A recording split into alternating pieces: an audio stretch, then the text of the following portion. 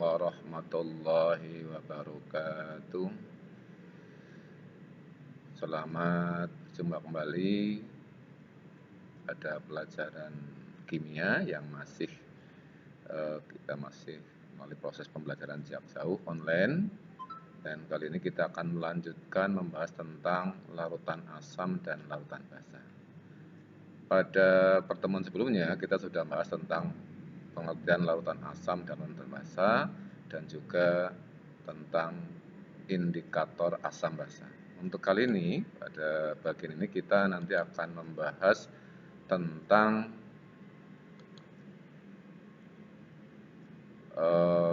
penentuan pH larutan atau derajat keasaman suatu larutan dan juga reaksi antara asam dan basa. Baik, kita mulai.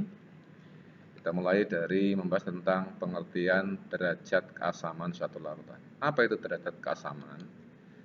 Yang dimaksud derajat keasaman adalah istilah yang menyatakan jumlah konsentrasi ion hidrogen atau simbolnya ini ya, konsentrasi ion H+ dalam suatu larutan. Dalam hal ini, kalau suatu larutan konsentrasi H+-nya lebih dari 10⁻⁷ molar, M itu molar, itu berarti larutan itu bersifat asam. Kan untuk larutan yang bersifat basa adalah larutan yang H+-nya atau ion hidrogennya kurang dari 10⁻⁷ molar.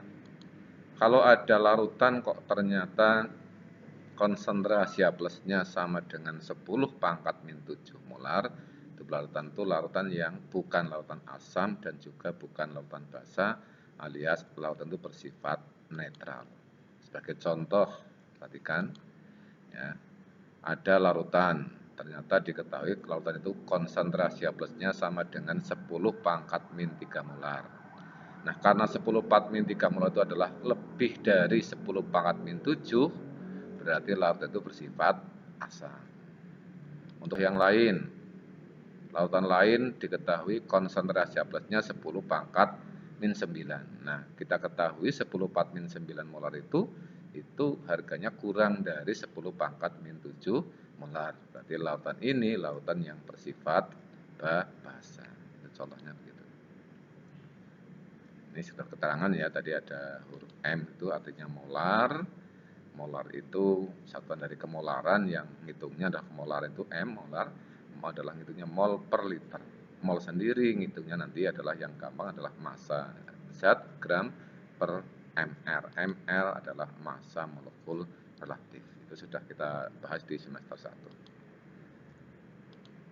Berikutnya ada seorang ahli kimia dari Denmark, namanya Sørensen. Sørensen itu membuat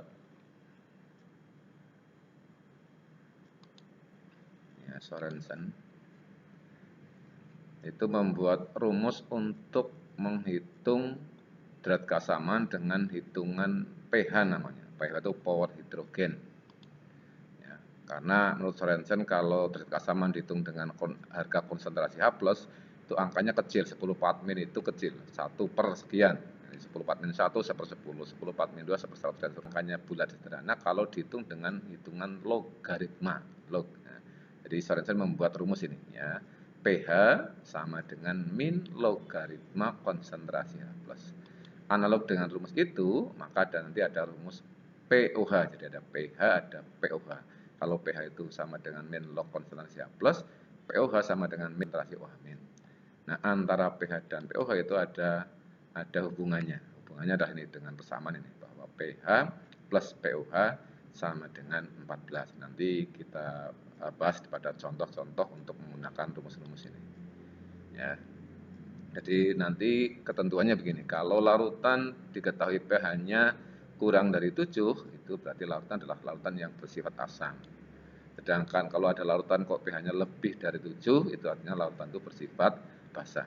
Jadi asam kalau pH-nya kurang dari 7, larutan itu bersifat basa. Antara 0 sampai 14 harga pH. Ya, jadi yang 0 sampai 7 itu. Perhatikan contoh berikut. Contohnya ini. Jadi ada lautan asam diketahui konsentrasi H plusnya 10 part min 3 molar. pH-nya berapa? Nah, hitungannya begini. Yang hitung pH-nya tadi pakai rumus pH sama dengan min logaritma konsentrasi H plus. Konsentrasi H plusnya 10 pangkat min 3. Jadi hitungan ya, setelah singkat min log 10 part min 3 itu hasilnya adalah 3. Gampang aja nanti kalau min log 10 pangkat min sekian maka jadinya sekian. Jadi min log 10 part min 5 ya 5. Min log 10 pangkat min 7 7 dan seterusnya. Itu cara ngitungnya itu gampang aja. Ya. Contoh lain biar lebih jelas. Ada larutan lain, larutan yang bersifat basa. Kalau basa nanti yang dihitung itu konsentrasi OH-nya atau yang diketahui lah, ya, yang diketahui. Kalau diketahui konsentrasi OH-nya 10 part min 3, berapa pH-nya? Cara ngitung pH untuk basa ini. Pertama untuk basa setelah diketahui OH-nya maka dihitung dulu pOH pakai rumusnya yang tadi ini. pOH sama dengan min log OH sama dengan min log konsentrasi OH-min. Konsentrasi OH-nya 10 pangkat, berarti pOH-nya ya min log 10 pangkat min 3 sama terkait tadi. Nah, 10 pangkat min 3 ya 3. Nah, karena yang ditanyakan pH, maka untuk ngitung pH-nya pakai rumus ini. Ada rumus di atas ini, 14 pH plus pOH sama dengan 14. Maka untuk ngitung pH-nya adalah rumusnya menjadi 14 min pOH. pOH-nya tadi 3, berarti ya pH-nya sama dengan 14 min 3 sama dengan 11. Jadi larutan basa yang konsentrasi OH-nya 10 min 3, maka diketahui pH-nya sama dengan 11 sesuai dengan ketentuan basa itu pH-nya lebih dari 7, 11 lebih dari 7. Oke. Baik, kita akan lanjutkan.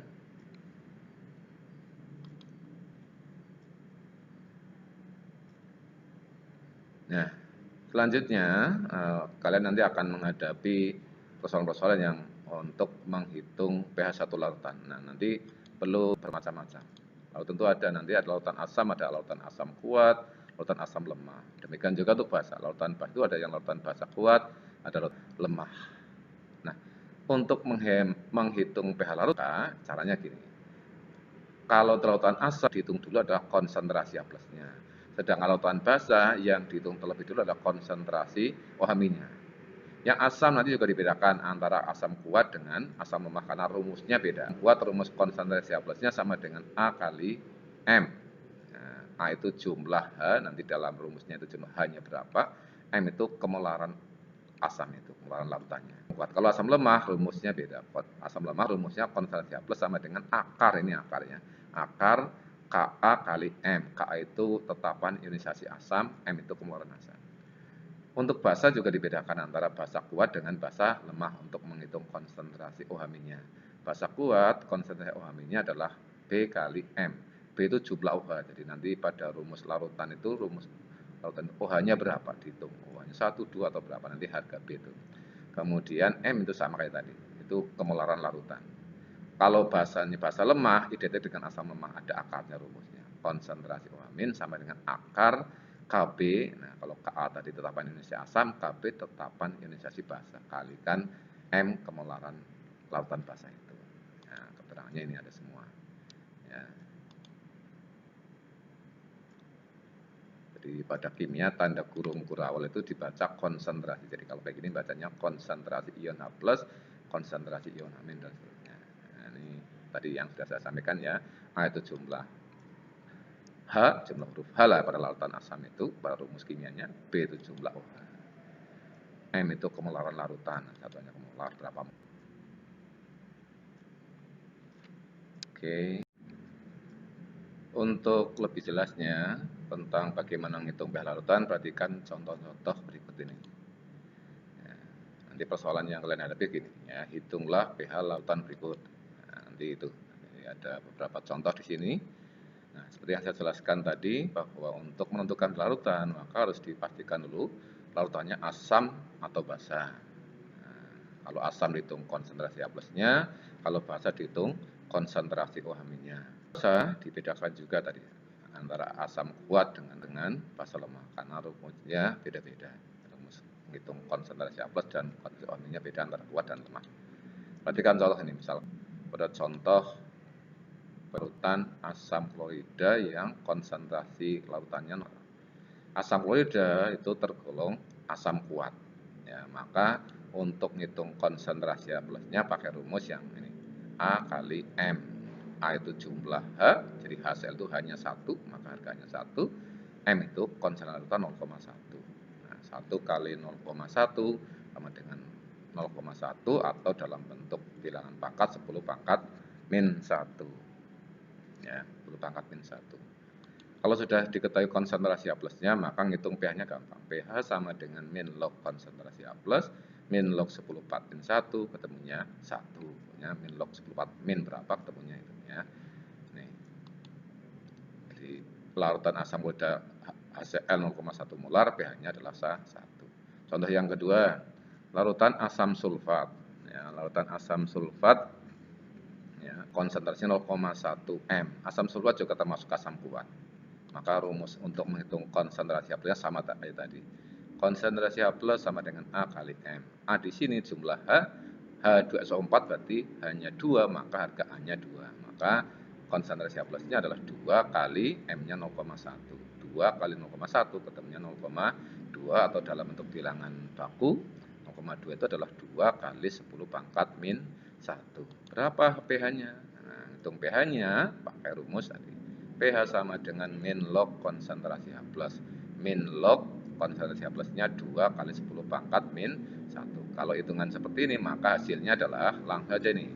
Ambil angka satunya, ini 1, kemudian min log 2. Jadi min log 2 kali 10 pangkat min 1 ketemunya 1 min log 2. Nah, kayak gitu gampang.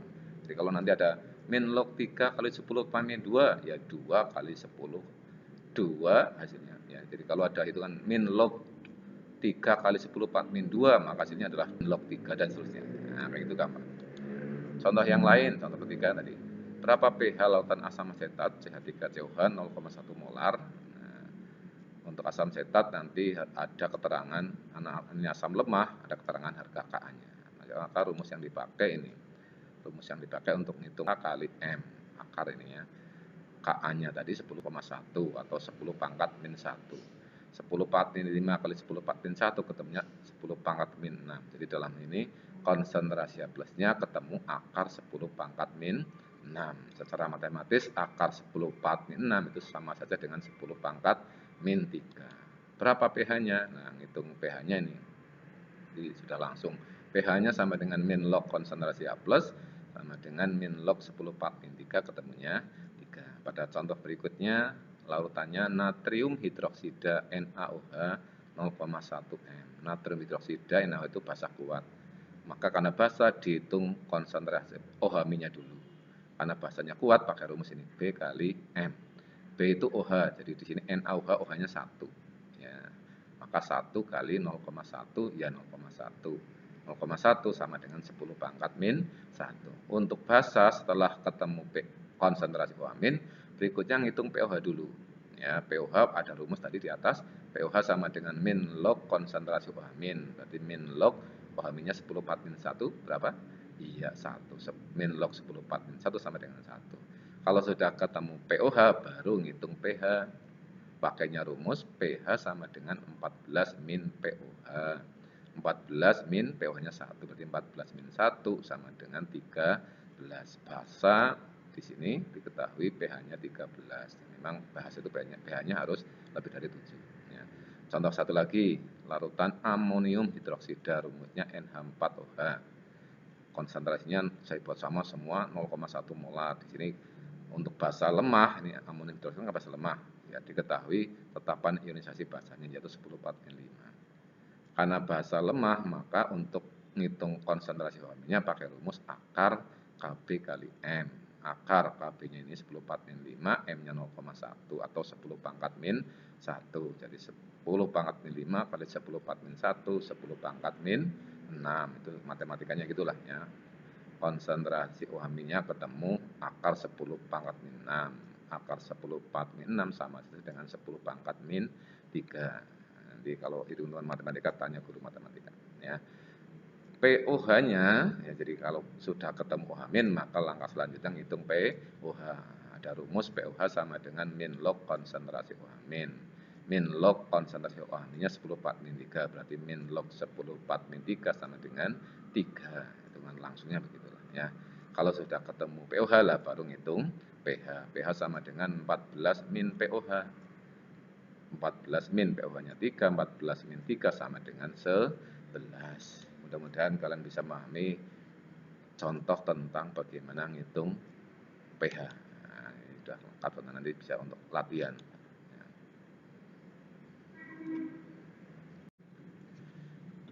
Baik, kita lanjutkan untuk bagian berikutnya ya, tentang reaksi asam basa. Maksudnya reaksi asam basa itu adalah ketika lautan asam dicampur dengan lautan basa, itu nanti terjadi reaksi kimia yang namanya reaksi asam basa.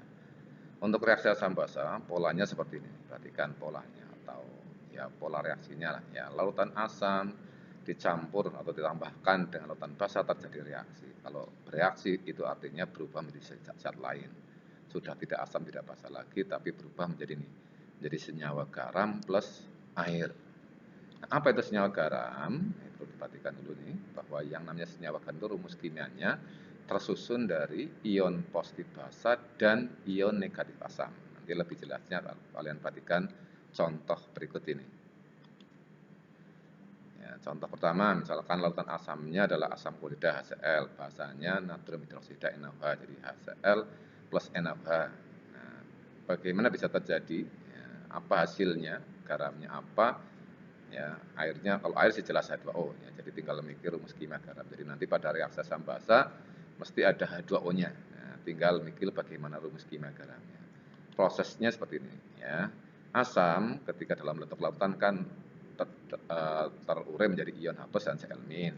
Untuk yang basa dalam bentuk larutan terionisasi menjadi Na+ dan OH-. Nah, dalam ini ketika asam basa ini HCl dan NaOH dicampur, maka ya H+ dan OH- itu ketemu yang menjadi H2O. Sedangkan garamnya tersusun dari tadi ya, ion positif basa dan ion negatif asam. Dalam hal ini ion positif basanya Na+, ion negatif asamnya Cl-. Maka Na+ ketemu Cl- menjadi NaCl. Maka reaksi HCl dan NaOH menjadi NaCl plus air H2O. Contoh kedua ya. Jadi tadi ya H+ plus OH- jadi H2O ini mesti ya dalam reaksi asam basa pasti asam ada H+, basa ada OH-. Lalu H+ mesti ketemu OH- yang menjadi H2O, sehingga pada reaksi asam basa ada air H2O pasti. Tinggal rumus kimia garamnya yang berbeda-beda tergantung asam dan basanya. Lebih jelasnya perhatikan contoh yang contoh berikutnya nih. Asamnya asam sulfat H2SO4, basanya kalium hidroksida KOH. Di H2SO4 ketemu KOH. Apa yang terjadi? Nah, hasil garamnya apa? Plus air. Nah, untuk menentukan hasilnya nih perhatikan. Seperti tadi, jadi dianalisis dulu nih. Asamnya H2SO4 ketika dalam terurai menjadi ini 2H+ plus SO4 min 2. Sementara basanya KOH itu terurai menjadi K+ dan OH-. Ada koefisien di sini ya, perhatikan koefisien mengikuti aja. Jadi pada contoh pertama, contoh kedua nih, jadi untuk senyawa garamnya ini terbentuk dari ion positif basa. Ion positif basanya K+, ion negatif asamnya SO4 min 2. K plus SO4 min 2, K-nya 2 ini, ya ada angka 2 di sini, maka nanti H2SO4. Prinsip pada pembentukan senyawa ketika ion positif ketemu ion negatif, jumlah muatannya harus sama. Tapi muatan jumlah muatan positifnya adalah 22 plus 1, 2. Sementara negatifnya min 2 sama, jadi tinggal gabung. Ini kajian lain. Sama pada contoh pertama, ya pada reaksi asam basa selalu ion H+ ketemu dengan OH- itu yang menjadi H2O air. Nah, ini. Oke. Selanjutnya bagian terakhir. Nah, satu hal yang juga perlu kalian ketahui, kalau pada reaksi asam basa asamnya adalah asam kuat dan basanya basa kuat, ini ya, kalau yang ada unsur asam lemah atau basa lemahnya tidak dibahas di sini. Yang kita bahas berikutnya adalah kalau reaksinya adalah antara asam kuat dan basa kuat, ya hasilnya sama garam dan air. Tapi ada beberapa kemungkinan, ya ada kemungkinan yang perlu kalian ketahui. Pada reaksi antara asam kuat dan basa kuat, maka beberapa kemungkinan. Yang pertama adalah ketika konsentrasi H+ pada asam kuat dan OH- pada asam lemah itu jumlahnya sama, maka hasilnya garam yang terbentuk itu adalah bersifat netral. Campurannya bersifat netral, jadi ketika menjadi garam dan air itu sifatnya netral. Jadi tidak asam, tidak basa. Sehingga reaksi ini, reaksi asam kuat basa kuat, bisa juga disebut dengan reaksi penetralan. Lain halnya kalau pada reaksi asam kuat dan basa kuat, ternyata konsentrasi H+-nya lebih banyak, maka nanti campuran yang terbentuk hasilnya adalah campuran yang bersifat asam, ya, karena lebih konsentrasi H+-nya. Yang menentukan sifat asam, seberapa asamnya tergantung berapa konsentrasi H+ dalam yang tersisa dalam campuran. Kemungkinan satu lagi, kalau pada reaksi antara asam kuat dan basa kuat, ya, dengan H+, maka nanti campurannya menjadi bersifat basa karena OH-nya lebih, H+-nya habis. Ya, kelebihan konsentrasi H+ itu yang nanti menentukan sifat campuran. Karena OH- menentukan sifat basa, maka campurannya nanti bersifat basa. Demikian yang bisa kita bahas untuk pertemuan kali ini. Mudah kalian bisa memahami. Kalau kita belum bisa diulang-ulang video ini, menjadi paham. Kalau sudah, silahkan kalian bisa mencoba soal-soal yang akan diberikan. Terima kasih. Assalamualaikum warahmatullahi wabarakatuh.